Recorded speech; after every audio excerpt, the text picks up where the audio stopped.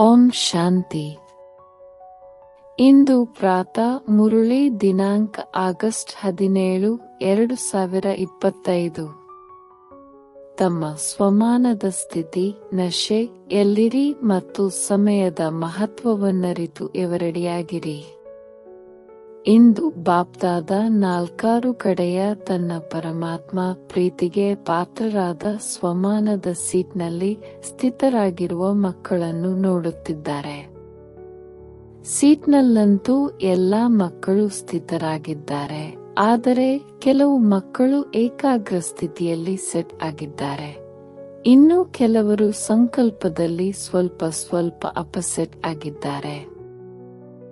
ಬಾಪ್ದಾದ ವರ್ತಮಾನ ಸಮಯ ಪ್ರಮಾಣ ಪ್ರತಿಯೊಬ್ಬ ಮಗುವನ್ನು ಏಕಾಗ್ರತೆಯ ರೂಪದಲ್ಲಿ ಸ್ವಮಾನಧಾರಿ ಸ್ವರೂಪದಲ್ಲಿ ನೋಡಲು ಬಯಸುತ್ತಾರೆ. ಎಲ್ಲ ಮಕ್ಕಳು ಸಹ ಏಕಾಗ್ರತೆಯ ಸ್ಥಿತಿಯಲ್ಲಿ ಸ್ಥಿತರಾಗಿರಲು ಬಯಸುತ್ತಾರೆ. ತಮ್ಮ ಭಿನ್ನ ಪ್ರಕಾರದ ಸ್ವಮಾನಗಳನ್ನು ತಿಳಿದುಕೊಂಡಿದ್ದಾರೆ ಮತ್ತು ಆಲೋಚಿಸುತ್ತಾರೆ. ಆದರೆ ಏಕಾಗ್ರತೆಯು ಏರುಪೇರಿನಲ್ಲಿ ತರುತ್ತದೆ, ಸದಾ ಏಕರಸ ಸ್ಥಿತಿಯು ಕಡಿಮೆ ಇರುತ್ತದೆ. ಅನುಭವವೂ ಆಗುತ್ತದೆ ಮತ್ತು ಈ ಸ್ಥಿತಿಯನ್ನು ಬಯಸುತ್ತಾರೆ, ಆದರೆ ಇದು ಕೆಲವೊಮ್ಮೆ ಮಾತ್ರವೇ ಇರುತ್ತದೆ. ಕಾರಣವೇನು? ಕಾರಣವಾಗಿದೆ ಸದಾ ಅಟೆನ್ಷನ್ನ ಕೊರತೆ. ಒಂದು ವೇಳೆ ಸ್ವಮಾನದ ಪಟ್ಟಿಯನ್ನು ತೆಗೆದರೆ ಎಷ್ಟು ದೊಡ್ಡದಾಗಿದೆ. ಎಲ್ಲದಕ್ಕಿಂತ ಮೊದಲ ಸ್ವಮಾನವಾಗಿದೆ. ಯಾವ ತಂದೆಯನ್ನು ನೆನಪು ಮಾಡುತ್ತಿದ್ದೀರೋ ಅವರ ಡೈರೆಕ್ಟ್ ಮಕ್ಕಳಾಗಿದ್ದೀರಿ. ನಂಬರ್ 1 ಸಂತಾನರಾಗಿದ್ದೀರಿ. ಬಾಪ್ದಾದಾರವರು ತಾವು ಕೋಟಿಯಲ್ಲಿಯೂ ಕೆಲವರಾದ ಮಕ್ಕಳನ್ನು ಎಲ್ಲೆಲ್ಲಿಂದ ಆಯ್ಕೆ ಮಾಡಿ ತನ್ನವರನ್ನಾಗಿ ಮಾಡಿಕೊಂಡರು. 5 ಖಂಡಗಳಿಂದ ಡೈರೆಕ್ಟ್ ತಂದೆಯು ತನ್ನ ಮಕ್ಕಳನ್ನು ತನ್ನವರನ್ನಾಗಿ ಮಾಡಿಕೊಂಡರು. ಇದು ಎಷ್ಟು ದೊಡ್ಡ ಸ್ವಮಾನವಾಗಿದೆ. ಸೃಷ್ಟಿ ರಚಯಿತನ ಮೊದಲ ರಚನೆ ತಾವಾಗಿದ್ದೀರಿ. ಈ ಸ್ವಮಾನವನ್ನು ತಿಳಿದುಕೊಂಡಿದ್ದೀರಲ್ಲವೇ? ಬಾಪ್ದಾದಾರವರು ತನ್ನ ಜೊತೆಗೆ ತಾವು ಮಕ್ಕಳನ್ನು ಸಹ ಇಡೀ ವಿಶ್ವದ ಆತ್ಮರಿಗೆ ಪೂರ್ವಜರನ್ನಾಗಿ ಮಾಡಿದ್ದಾರೆ. ವಿಶ್ವದ ಪೂರ್ವಜರಾಗಿದ್ದೀರಿ, ಪೂಜ್ಯರಾಗಿದ್ದೀರಿ. ಬಾಪ್ದಾದಾರವರು ಪ್ರತಿಯೊಬ್ಬ ಮಗುವನ್ನು ವಿಶ್ವದ ಆಧಾರ ಮೂರ್ತಿ, ಉದಾಹರಣಾ ಮೂರ್ತಿಯನ್ನಾಗಿ ಮಾಡಿದ್ದಾರೆ. ನಶೆ ಇದೆಯೇ? ಕೆಲವೊಮ್ಮೆ ಸ್ವಲ್ಪ ಕಡಿಮೆಯಾಗಿ ಬಿಡುತ್ತದೆ. ಆಲೋಚಿಸಿ, ಎಲ್ಲದಕ್ಕಿಂತ ಅಮೂಲ್ಯ ಇಡೀ ಕಲ್ಪದಲ್ಲಿಯೇ ಇಂತಹ ಅಮೂಲ್ಯ ಸಿಂಹಾಸನವು ಯಾರಿಗೂ ಪ್ರಾಪ್ತವಾಗುವುದಿಲ್ಲ. ಅಂತಹ ಪರಮಾತ್ಮ ಸಿಂಹಾಸನ, ಲೈಟ್ನ ಕಿರೀಟ, ಸ್ಮೃತಿಯ ತಿಲಕವನ್ನು ಕೊಟ್ಟರು. ಸ್ಮೃತಿ ಬರುತ್ತಿದೆಯಲ್ಲವೇ? ನಾನು ಯಾರು? ನನ್ನ ಸ್ವಮಾನವೇನು? ನಶೆಯೇರುತ್ತಿದೆಯಲ್ಲವೇ? ಇಡೀ ಕಲ್ಪದಲ್ಲಿ ಸತ್ಯಯುಗಿ ಸಿಂಹಾಸನವು ಎಷ್ಟಾದರೂ ಅಮೂಲ್ಯವಾಗಿರಲಿ, ಆದರೆ ಪರಮಾತ್ಮನ ಹೃದಯ ಸಿಂಹಾಸನವು ತಾವು ಮಕ್ಕಳಿಗೆ ಪ್ರಾಪ್ತಿಯಾಗುತ್ತದೆ. ಬಾಪ್ದಾದ ಸದಾ ಕೊನೆಯ ನಂಬರಿನ ಮಗುವನ್ನು ಸಹ ಫರಿಷ್ಠಾ, ದೇವತಾ ಸ್ವರೂಪದಲ್ಲಿ ನೋಡುತ್ತಾರೆ. ಈಗೀಗ ಬ್ರಾಹ್ಮಣರಾಗಿದ್ದೀರಿ. ಬ್ರಾಹ್ಮಣರಿಂದ ಫರಿಷ್ಠೆಯಿಂದ ದೇವತೆಗಳಾಗಲೇಬೇಕಾಗಿದೆ. ತಮ್ಮ ಸ್ವಮಾನವನ್ನು ತಿಳಿದುಕೊಂಡಿದ್ದೀರಾ? ಏಕೆಂದರೆ ಬಾಪ್ದಾದಾರವರಿಗೆ ಗೊತ್ತಿದೆ, ಸ್ವಮಾನವನ್ನು ಮರೆಯುವ ಕಾರಣದಿಂದಲೇ ದೇಹಾಭಿಮಾನವು ಬರುತ್ತದೆ. ಆಗ ವ್ಯಾಕುಲ, ಬೇಸರರಾಗುತ್ತಾರೆ. ಬಾಪ್ದಾದ ನೋಡುತ್ತಾರೆ, ದೇಹಾಭಿಮಾನ ಅಥವಾ ದೇಹಭಾನವು ಯಾವಾಗ ಬರುತ್ತದೆಯೋ ಆಗ ಎಷ್ಟೊಂದು ವ್ಯಾಕುಲ, ಚಿಂತಿತರಾಗುತ್ತಾರೆ. ಎಲ್ಲರೂ ಅನುಭವಿಗಳಾಗಿದ್ದೀರಲ್ಲವೇ? ಸ್ವಮಾನದ ಶಾನ್ ಸ್ಥಿತಿ ನಲ್ಲಿರುವುದು ಮತ್ತು ಈ ಶಾನ್ನಿಂದ ದೂರ ಪರೇಶಾನ್ ಆಗುವುದು ಎರಡನ್ನೂ ತಿಳಿದುಕೊಂಡಿದ್ದೀರಿ. ಬಾಪ್ದಾದ ನೋಡುತ್ತಾರೆ, ಎಲ್ಲಾ ಮಕ್ಕಳು ಮೆಜಾರಿಟಿ ನಾಲೆಡ್ಜ್ಫುಲ್ ಚೆನ್ನಾಗಿ ಆಗಿದ್ದಾರೆ, ಆದರೆ ಪವರ್ನಲ್ಲಿ ಪವರ್ಫುಲ್ ಆಗಿಲ್ಲ, ಅಂದರೆ ಪರ್ಸೆಂಟೇಜ್ನಲ್ಲಿದೆ. ಬಾಪ್ದಾದ ಪ್ರತಿಯೊಬ್ಬ ಮಗುವನ್ನು ತಮ್ಮ ಸರ್ವ ಖಜಾನೆಗಳಿಗೆ ಬಾಲಕರು ಮಾಲೀಕರನ್ನಾಗಿ ಮಾಡಿದರು. ಎಲ್ಲರಿಗೆ ಸರ್ವ ಖಜಾನೆಗಳನ್ನು ಕೊಟ್ಟಿದ್ದಾರೆ. ಹೆಚ್ಚು ಕಡಿಮೆ ಕೊಟ್ಟಿಲ್ಲ, ಏಕೆಂದರೆ ಅಪರಿಮಿತ ಖಜಾನೆ ಇದೆ, ಬೇಹದ್ದಿನ ಖಜಾನೆ ಇದೆ. ಆದ್ದರಿಂದ ಪ್ರತಿಯೊಬ್ಬ ಮಗುವನ್ನು ಬೇಹದ್ದಿನ ಬಾಲಕರು ಮಾಲೀಕರನ್ನಾಗಿ ಮಾಡಿದ್ದಾರೆ. ಅಂದ ಮೇಲೆ ಈಗ ತಮ್ಮನ್ನು ತಾವು ಪರಿಶೀಲನೆ ಮಾಡಿಕೊಳ್ಳಿ. ಬೇಹದ್ದಿನ ತಂದೆ ಹದ್ದಿನ ತಂದೆಯಲ್ಲ, ಬೇಹದ್ದಿನ ತಂದೆಯಾಗಿದ್ದಾರೆ. ಬೇಹದ್ದಿನ ಖಜಾನೆ ಇದೆ, ಅಂದ ಮೇಲೆ ತಮ್ಮ ಬಳಿಯೂ ಬೇಹದ್ ಇದೆ. ಸದಾ ಇರುತ್ತದೆಯೇ ಅಥವಾ ಕೆಲವೊಮ್ಮೆ ಸ್ವಲ್ಪ ಕಳುವಾಗಿ ಬಿಡುತ್ತದೆಯೋ, ಮಾಯವಾಗಿ ಬಿಡುತ್ತದೆ? ತಂದೆಯು ಏಕೆ ಗಮನ ತರಿಸುತ್ತಿದ್ದಾರೆ? ವ್ಯಾಕುಲರಾಗಬೇಡಿ, ಸ್ವಮಾನದ ಸೀಟಿನಲ್ಲಿ ಸೆಟ್ ಆಗಿರಿ, ಅಪ್ಸೆಟ್ ಅಲ್ಲ. 63 ಜನ್ಮಗಳಂತೂ ಅಪ್ಸೆಟ್ನ ಅನುಭವ ಮಾಡಿ ಬಿಟ್ಟಿರಲ್ಲವೇ? ಈಗಲೂ ಅನುಭವ ಮಾಡಬಯಸುತ್ತೀರಾ? ಸುಸ್ತಾಗಿ ಬಿಟ್ಟಿಲ್ಲವೇ? ಈಗ ಸ್ವಮಾನದಲ್ಲಿರಿ, ಅರ್ಥಾತ್ ತಮ್ಮ ಶ್ರೇಷ್ಠ ಸ್ಥಿತಿಯಲ್ಲಿರಿ. ಏಕೆ? ಎಷ್ಟೊಂದು ಸಮಯವು ಕಳೆದು ಹೋಯಿತು, 70ನೇ ವರ್ಷವನ್ನು ಆಚರಿಸುತ್ತಿದ್ದೀರಲ್ಲವೇ? ಅಂದ ಮೇಲೆ ಸ್ವಯಂನ ಪರಿಚಯ ಅರ್ಥಾತ್ ಸ್ವಮಾನದ ಪರಿಚಯ, ಸ್ವಮಾನದಲ್ಲಿ ಸ್ಥಿತರಾಗಿರಿ. ಸಮಯಾನುಸಾರ ಈಗ ಸದಾ ಶಬ್ದವನ್ನು ಪ್ರಾಕ್ಟಿಕಲ್ ಜೀವನದಲ್ಲಿ ತನ್ನಿರಿ. ಶಬ್ದವನ್ನು ಅಂಡರ್ಲೈನ್ ಮಾಡಿಕೊಳ್ಳುವುದಲ್ಲ, ಪ್ರಾಕ್ಟಿಕಲ್ ಜೀವನದಲ್ಲಿ ಅಂಡರ್ಲೈನ್ ಮಾಡಿಕೊಳ್ಳಿ. ಇರಬೇಕಾಗಿದೆ, ಇರುತ್ತೇವೆ, ಮಾಡುವುದಂತೂ ಮಾಡುತ್ತಿದ್ದೇವೆ, ಕೊನೆಗೆ ಮಾಡಿ ಬಿಡುತ್ತೇವೆ. ಇದು ಬೇಹದ್ದಿನ ಬಾಲಕರು ಮತ್ತು ಮಾಲೀಕರ ಮಾತಲ್ಲ. ಈಗಂತೂ ಪ್ರತಿಯೊಬ್ಬರ ಹೃದಯದಿಂದ ನಿರಂತರ ಇದೇ ಶಬ್ದವು ಹೊರಬರಲಿ. ಏನನ್ನು ಪಡೆಯಬೇಕಿತ್ತೋ ಅದನ್ನು ಪಡೆದು ಬಿಟ್ಟೆವು, ಪಡೆಯುತ್ತಿದ್ದೇವೆ. ಇದು ಬೇಹದ್ದಿನ ಖಜಾನೆಯ ಬೇಹದ್ದಿನ ತಂದೆಯ ಮಕ್ಕಳು ಹೇಳಲು ಸಾಧ್ಯವಿಲ್ಲ, ಪಡೆದು ಬಿಟ್ಟೆವು. ಯಾವಾಗ ಬಾಪ್ದಾದಾರವರನ್ನು ಪಡೆದುಕೊಂಡಿರಿ, ನನ್ನ ಬಾಬಾ ಎಂದು ಹೇಳಿದಿರಿ, ಒಪ್ಪಿಕೊಂಡಿರಿ, ಅರಿತುಕೊಂಡಿರಿ ಮತ್ತು ಒಪ್ಪಿಕೊಂಡಿರಿ, ಅಂದ ಮೇಲೆ ಇದೇ ಶಬ್ದವು ನಿರಂತರವಾಗಿ ಹೊರಬರುತ್ತಿರಲಿ. ಈ ಪಡೆದು ಬಿಟ್ಟೆವು. ಏಕೆಂದರೆ ಬಾಪ್ದಾದಾರವರಿಗೆ ಗೊತ್ತಿದೆ, ಮಕ್ಕಳು ಕೆಲವೊಮ್ಮೆ ಸ್ವಮಾನದಲ್ಲಿರುವ ಕಾರಣ ಸಮಯದ ಮಹತ್ವವನ್ನು ಸ್ಮೃತಿಯಲ್ಲಿ ಕಡಿಮೆ ಇಡುತ್ತಾರೆ.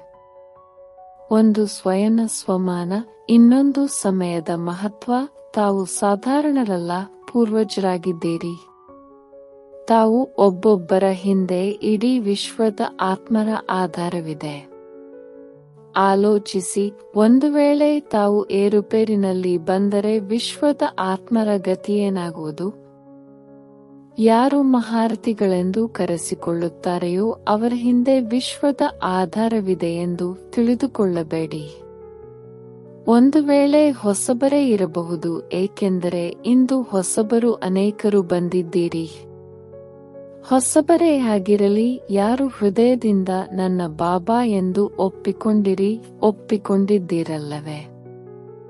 ಯಾರು ಹೊಸಬರು ಬಂದಿದ್ದೀರೋ ಅವರು ಒಪ್ಪಿಕೊಂಡಿದ್ದೀರಾ? ಕೇವಲ ತಿಳಿದುಕೊಳ್ಳುವುದಲ್ಲ, ನನ್ನ ಬಾಬಾ ಎಂದು ಒಪ್ಪಿಕೊಂಡಿದ್ದೀರೋ ಅವರು ಕೈಯೆತ್ತಿರಿ. ಕೈಯನ್ನು ಉದ್ದವಾಗಿ ಎತ್ತಿರಿ. ಹೊಸಬರು ಕೈಯೆತ್ತುತ್ತಿದ್ದಾರೆ. ಹಳಬರಂತೂ ಪಕ್ಕವಾಗಿಯೇ ಇದ್ದೀರಲ್ಲವೇ?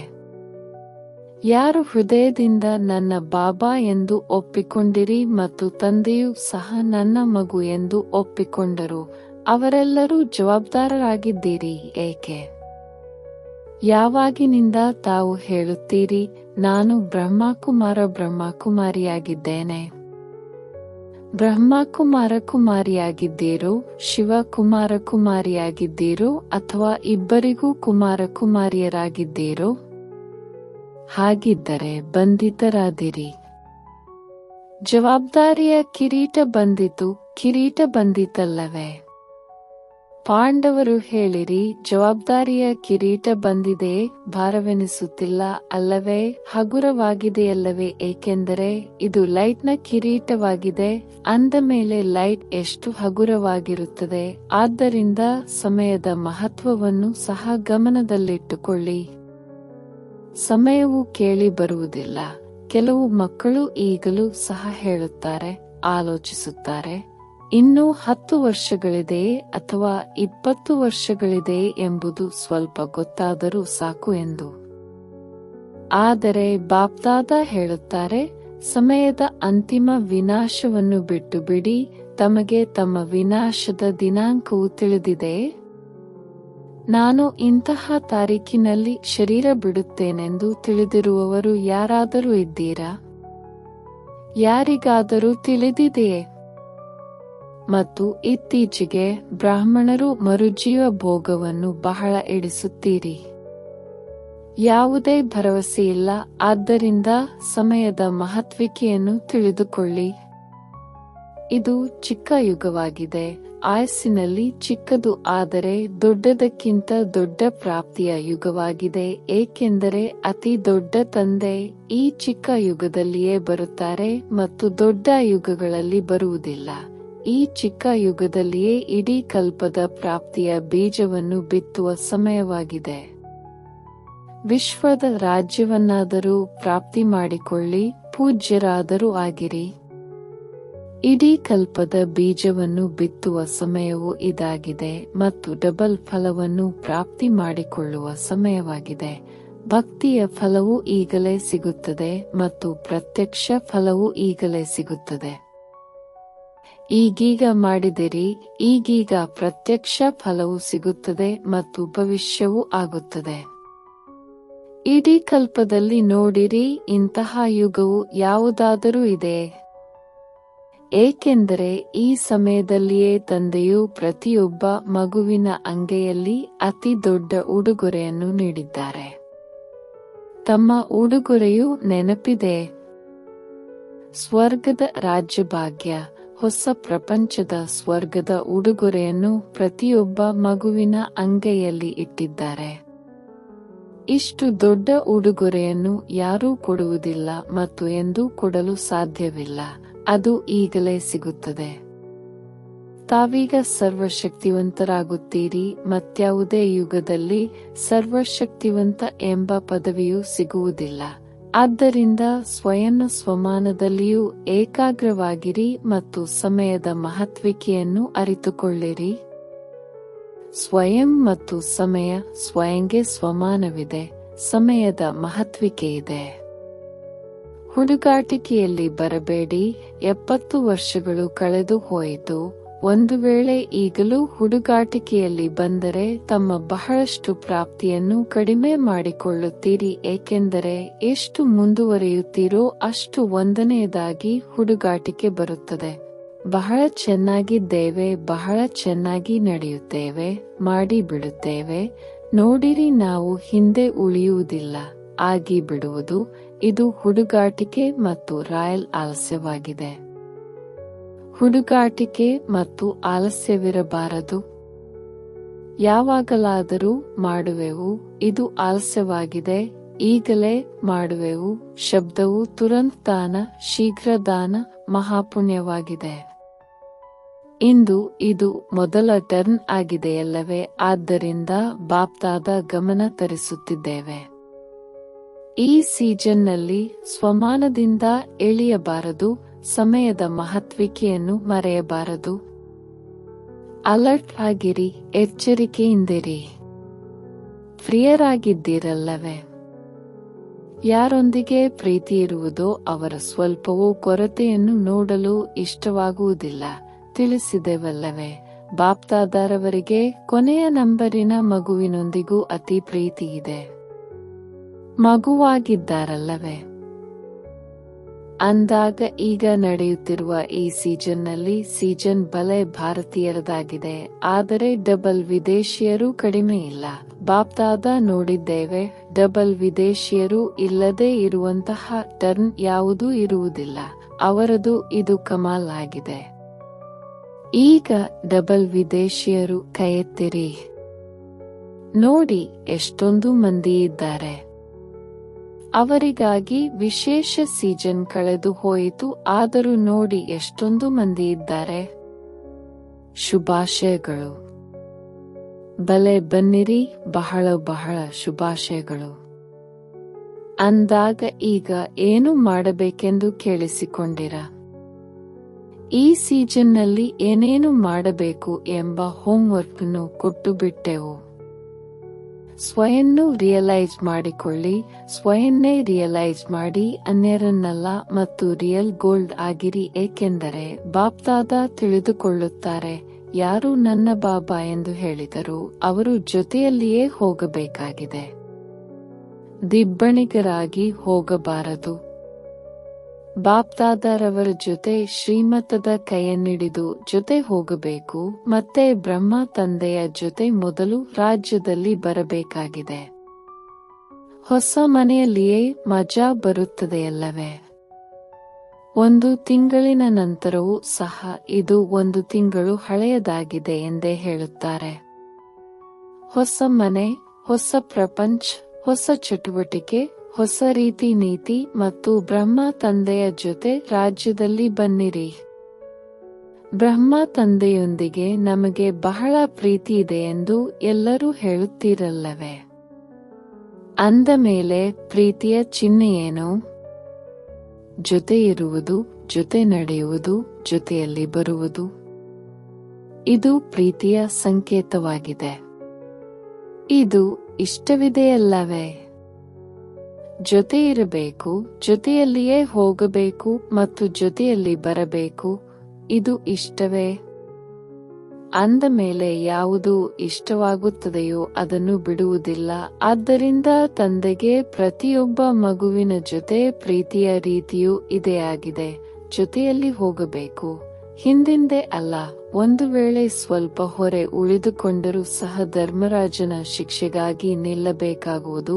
ಆಗ ಕೈಯಲ್ಲಿ ಕೈ ಇರುವುದಿಲ್ಲ. ಹಿಂದೆ ಹಿಂದೆ ಬರುತ್ತೀರಿ. ಮಜಾ ಯಾವುದರಲ್ಲಿದೆ? ಜೊತೆ ಇರುವುದರಲ್ಲಿ ಅಲ್ಲವೇ?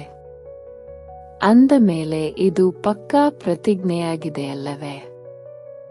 ಜೊತೆಯಲ್ಲಿಯೇ ಹೋಗಬೇಕೆಂದು ಪಕ್ಕಾ ಪ್ರತಿಜ್ಞೆ ಇದೆ? ಅಥವಾ ಹಿಂದೆ ಹಿಂದೆ ಬರಬೇಕಾಗಿದೆಯೋ? ನೋಡಿ, ಕೈಯನ್ನಂತೂ ಬಹಳ ಚೆನ್ನಾಗಿ ಎತ್ತುತ್ತೀರಿ. ಕೈಗಳನ್ನು ನೋಡಿ ಬಾಪ್ದಾದ ಖುಷಿಯಾಗುತ್ತೇವೆ. ಆದರೆ ಶ್ರೀಮತದ ಕೈಯನ್ನೆತ್ತಿರಿ. ಶಿವ ತಂದೆಗಂತೂ ಕೈಗಳಿರುವುದಿಲ್ಲ, ಬ್ರಹ್ಮ ತಂದೆ ಆತ್ಮಕ್ಕೂ ಕೈ ಇರುವುದಿಲ್ಲ, ತಮಗೂ ಸಹ ಈ ಸ್ಥೂಲ ಕೈಗಳು ಇರುವುದಿಲ್ಲ. ಶ್ರೀಮತದ ಕೈಯನ್ನು ಹಿಡಿದುಕೊಂಡು ಜೊತೆಯಲ್ಲಿ ನಡೆಯಿರಿ. ನಡೆಯುತ್ತೀರಲ್ಲವೇ? ತಲೆಯನ್ನಾದರೂ ಅಲುಗಾಡಿಸಿರಿ. ಕೈಗಳನ್ನು ಚೆನ್ನಾಗಿ ಅಲುಗಾಡಿಸುತ್ತಿದ್ದಾರೆ. ಬಾಪ್ದಾದ ಇದನ್ನೇ ಬಯಸುತ್ತಾರೆ. ಒಬ್ಬ ಮಗುವು ಸಹ ಹಿಂದೆ ಉಳಿಯಬಾರದು. ಎಲ್ಲರೂ ಜೊತೆ ಜೊತೆಯಲ್ಲಿ ನಡೆಯಬೇಕಾಗಿದೆ. ಅಂದ ಮೇಲೆ ಎವರಡಿಯಾಗಿ ಇರಬೇಕಾಗಿದೆ. ಒಳ್ಳೆಯದು. ಈಗ ಬಾಪ್ದಾದ 4 ಕಡೆಯ ಮಕ್ಕಳ ರಿಜಿಸ್ಟರ್ ನೋಡುತ್ತಾ ಇರುತ್ತೇವೆ. ಪ್ರತಿಜ್ಞೆ ಮಾಡಿದಿರಿ, ಅದನ್ನು ನಿಭಾಯಿಸಿದಿರಿ ಎಂದರೆ ಲಾಭವನ್ನು ಪಡೆದುಕೊಳ್ಳುವಿರಿ. ಕೇವಲ ಪ್ರತಿಜ್ಞೆ ಮಾಡಬೇಡಿ, ಅದರ ಲಾಭವನ್ನು ಪಡೆಯಿರಿ. ಒಳ್ಳೆಯದು. ಈಗ ಎಲ್ಲರೂ ದೃಢ ಸಂಕಲ್ಪ ಮಾಡುತ್ತೀರಾ? ದೃಢ ಸಂಕಲ್ಪದ ಸ್ಥಿತಿಯಲ್ಲಿ ಸ್ಥಿತರಾಗಿ ಕುಳಿತುಕೊಳ್ಳಿರಿ. ಮಾಡಲೇಬೇಕು, ಹೋಗಲೇಬೇಕಾಗಿದೆ, ಜೊತೆಯಲ್ಲಿ ನಡೆಯಬೇಕಾಗಿದೆ. ಈಗ ತಮ್ಮೊಂದಿಗೆ ಈ ದೃಢ ಸಂಕಲ್ಪ ಮಾಡಿರಿ. ಈ ಸ್ಥಿತಿಯಲ್ಲಿ ಕುಳಿತುಕೊಳ್ಳಿರಿ. ಮಾಡುತ್ತೇವೆ, ಓದುತ್ತೇವೆ, ವೇ ಎನ್ನಬೇಡಿ, ಮಾಡಲೇಬೇಕಾಗಿದೆ. ಒಳ್ಳೆಯದು. ಎಲ್ಲಾ ಕಡೆಯ ಡಬಲ್ ಸೇವಾದಾರಿ ಮಕ್ಕಳಿಗೆ 4 ಕಡೆಯ ಸದಾ ಏಕಾಗ್ರ ಸ್ವಮಾನದ ಸೀಟಿನಲ್ಲಿ ಸೆಟ್ ಆಗಿರುವಂತಹ ಬಾಪ್ದಾದಾರವರ ಮಸ್ತಕ ಮಣಿಗಳು 4 ಕಡೆಯ ಸಮಯದ ಮಹತ್ವಿಕೆಯನ್ನರಿತು ತೀವ್ರ ಪುರುಷಾರ್ಥದ ಪ್ರತ್ಯಕ್ಷ ಪ್ರಮಾಣವನ್ನು ನೀಡುವಂತಹ ಸುಪುತ್ರ ಮಕ್ಕಳಿಗೆ 4 ಕಡೆಯ ಉಮ್ಮಂಗು ಉತ್ಸಾಹದ ರೆಕ್ಕೆಗಳಿಂದ ಸದಾ ಹಾರಿಸುತ್ತಾ ಇರುವಂತಹ ಡಬಲ್ ಲೈಟ್ ಫರಿಷ್ಠ ಮಕ್ಕಳಿಗೆ ಬಾಪ್ದಾದಾರವರ ನೆನಪು, ಪ್ರೀತಿ ಹಾಗೂ ನಮಸ್ತೆ. ದಾದಿಯರೊಂದಿಗೆ ಎಲ್ಲರೂ ಜೊತೆ ಕೊಡುತ್ತಾ ನಡೆಯುತ್ತಿದ್ದಾರೆ. ಇದು ಬಾಪ್ದಾದಾರವರಿಗೆ ಖುಷಿ ಇದೆ. ಪ್ರತಿಯೊಬ್ಬರೂ ತಮ್ಮ ವಿಶೇಷತೆಯ ಬೆರಳನ್ನು, ಸಹಯೋಗವನ್ನು ಕೊಡುತ್ತಿದ್ದಾರೆ. ದಾದೀಜಿಯೊಂದಿಗೆ ಎಲ್ಲರಿಗೆ ಆದಿರತ್ನವನ್ನು ನೋಡಿ ಖುಷಿಯಾಗುತ್ತಿದೆಯಲ್ಲವೇ? ಆದಿಯಿಂದ ಹಿಡಿದು ಸೇವೆಯಲ್ಲಿ ತಮ್ಮ ಮೂಳೆಗಳನ್ನು ಸವೆಸಿದ್ದಾರೆ. ಅವಿಶ್ರಾಂತ ಸೇವೆ ಮಾಡಿದ್ದಾರೆ. ಬಹಳ ಒಳ್ಳೆಯದು. ನೋಡಿ, ಏನೇ ಆಗಲಿ, ಆದರೆ ಒಂದು ಮಾತನ್ನು ನೋಡಿರಿ, ಹಾಸಿಗೆ ಹಿಡಿದಿರಲಿ ಅಥವಾ ಎಲ್ಲಿಯಾದರೂ ಇರಲಿ, ಆದರೆ ತಂದೆಯನ್ನು ಮರೆತಿಲ್ಲ. ಹೃದಯದಲ್ಲಿ ತಂದೆ ಸಮಾವೇಶವಾಗಿದ್ದಾರೆ. ಹೌದಲ್ಲವೇ? ನೋಡಿರಿ ಎಷ್ಟು ಚೆನ್ನಾಗಿ ಮುಗುಳ್ನಗುತ್ತಿದ್ದಾರೆ. ಬಾಕಿ ಆಯಸ್ಸು ದೊಡ್ಡದಾಗಿದೆ ಮತ್ತು ಧರ್ಮರಾಜಪುರಿಯಲ್ಲಿ ಟಾಟಾ ಮಾಡಿ ಹೋಗಬೇಕಾಗಿದೆ. ಶಿಕ್ಷೆಯನ್ನನುಭವಿಸುವುದಿಲ್ಲ. ಧರ್ಮರಾಜನು ಸಹ ತಲೆ ಬಾಗಬೇಕಾಗುವುದು. ಸ್ವಾಗತ ಮಾಡಬೇಕಾಗುವುದಲ್ಲವೇ? ಟಾಟಾ ಮಾಡಬೇಕಾಗುವುದು. ಆದ್ದರಿಂದಲೇ ಇಲ್ಲಿ ತಂದೆಯ ನೆನಪಿನಲ್ಲಿ ಅಲ್ಪ ಸ್ವಲ್ಪ ಲೆಕ್ಕಾಚಾರವನ್ನು ಮುಗಿಸುತ್ತಿದ್ದಾರೆ. ಇನ್ನೇನು ಕಷ್ಟವಿಲ್ಲ. ಬಲೆ ಕಾಯಿಲೆ ಇದೆ, ಆದರೆ ದುಃಖದ ಚಿಹ್ನೆಯೂ ಇಲ್ಲ. ಪರದಾದಿ ನಿರ್ಮಲ ಶಾಂತದಾದಿಯೊಂದಿಗೆ ಇವರು ಬಹಳ ಮುಗುಳ್ನಗುತ್ತಿದ್ದಾರೆ. ಎಲ್ಲರಿಗೆ ದೃಷ್ಟಿಯನ್ನು ಕೊಡಿ. ಒಳ್ಳೆಯದು. ವರದಾನ: ಬಾಹರ್ಮುಖಿ ಚತುರತೆಯಿಂದ ಮುಕ್ತರಾಗಿರುವಂತಹ ತಂದೆಗೆ ಇಷ್ಟವಾಗುವಂತಹ ಸತ್ಯ ವ್ಯಾಪಾರಿ ಭವ. ಬಾಪ್ದಾದಾರವರಿಗೆ ಪ್ರಾಪಂಚಿಕ ಬಾಹರ್ಮುಖತೆ, ಚತುರತೆ ಇಷ್ಟವಾಗುವುದಿಲ್ಲ. ಮುಗ್ಧರ ಭಗವಂತ ಎಂದು ಹೇಳಲಾಗುವುದು. ಚತುರ ಸುಜಾನ್ ಆಗಿರುವ ತಂದೆಗೆ ಮುಗ್ಧ ಮಕ್ಕಳೇ ಪ್ರಿಯ. ಪರಮಾತ್ಮನ ಪುಸ್ತಕದಲ್ಲಿ ಮುಗ್ಧ ಮಕ್ಕಳೇ ವಿಶೇಷ VIP ಯಾಗಿದ್ದಾರೆ. ಯಾರ ಮೇಲೆ ಪ್ರಪಂಚದವರ ಕಣ್ಣು ಹೋಗುವುದಿಲ್ಲ, ಅವರೇ ತಂದೆಯ ಜೊತೆ ವ್ಯಾಪಾರ ಮಾಡಿ ಪರಮಾತ್ಮನ ಕಣ್ಣುಗಳ ನಕ್ಷತ್ರಗಳಾಗಿ ಬಿಟ್ಟರು. ಮುಗ್ಧ ಮಕ್ಕಳೇ ಹೃದಯದಿಂದ ಹೇಳುತ್ತಾರೆ, ನನ್ನ ಬಾಬಾ, ಇದೇ 1 ಸೆಕೆಂಡಿನ ಒಂದು ಮಾತಿನಿಂದ ಅಗಣಿತ ಖಜಾನೆಯ ವ್ಯಾಪಾರ ಮಾಡುವಂತಹ ಸತ್ಯ ವ್ಯಾಪಾರಿಗಳಾಗಿ ಬಿಟ್ಟಿರಿ. ಸ್ಲೋಗನ್: ಸರ್ವರ ಸ್ನೇಹ ಪ್ರಾಪ್ತಿ ಮಾಡಿಕೊಳ್ಳಬೇಕಾದರೆ ಮುಖದಿಂದ ಸದಾ ಮಧುರ ಮಾತನ್ನೇ ಮಾತನಾಡಿ. ಅವ್ಯಕ್ತ ಸೂಚನೆ: ಸಹಜಯೋಗಿ ಆಗಬೇಕೆಂದರೆ ಪರಮಾತ್ಮನ ಪ್ರೀತಿಯ ಅನುಭವಿಯಾಗಿರಿ.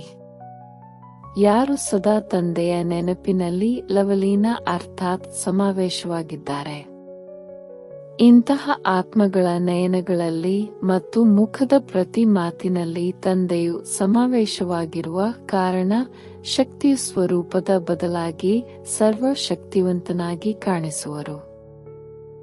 ಹೇಗೆ ಆದಿ ಸ್ಥಾಪನೆಯಲ್ಲಿ ಬ್ರಹ್ಮ ರೂಪದಲ್ಲಿ ಸದಾ ಶ್ರೀಕೃಷ್ಣ ಕಾಣಿಸುತ್ತಿದ್ದರು, ಹಾಗೆಯೇ ನೀವು ಮಕ್ಕಳ ಮೂಲಕ ಸರ್ವಶಕ್ತಿವಂತ ಕಾಣಿಸಲಿ. ಸೂಚನೆ: ಇಂದು ತಿಂಗಳಿನ 3ನೇ ರವಿವಾರವಾಗಿದೆ. ಎಲ್ಲ ರಾಜಯೋಗಿ ತಪಸ್ವಿ ಸಹೋದರ ಸಹೋದರಿಯರು ಸಂಜೆ 6:30 ರಿಂದ 7:30 ವಿಶೇಷ ಯೋಗ ಅಭ್ಯಾಸದ ಸಮಯ ತಮ್ಮ ಪೂರ್ವಜತನದ ಸ್ವಮಾನದಲ್ಲಿ ಸ್ಥಿತರಾಗಿ ಕಲ್ಪ ವೃಕ್ಷದ ಬುಡದಲ್ಲಿ ಕುಳಿತು ಪೂರ್ಣ ವೃಕ್ಷಕ್ಕೆ ಶಕ್ತಿಶಾಲಿ ಯೋಗ ದಾನ ಕೊಡುತ್ತಾ ತಮ್ಮ ವಂಶಾವಳಿಯ ದಿವ್ಯ ಪಾಲನೆ ಮಾಡಿ. ಓಂ ಶಾಂತಿ. ನಿಮಗೆ ಇಷ್ಟವಾದರೆ ದಯವಿಟ್ಟು ಚಾನೆಲ್ ಸಬ್ಸ್ಕ್ರೈಬ್ ಮಾಡಿ. ಓಂ ಶಾಂತಿ.